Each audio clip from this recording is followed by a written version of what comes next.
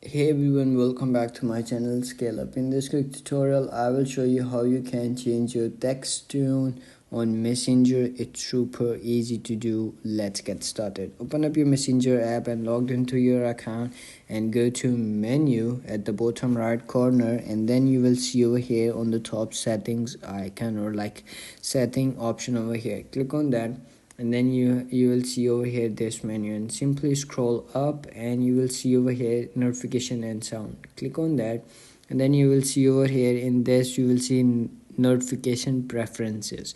In this you will see on the top text tune. Click on that, and then you will see over here bunch of notification sounds over here. So you have to do is click on any sound that you want to add on it.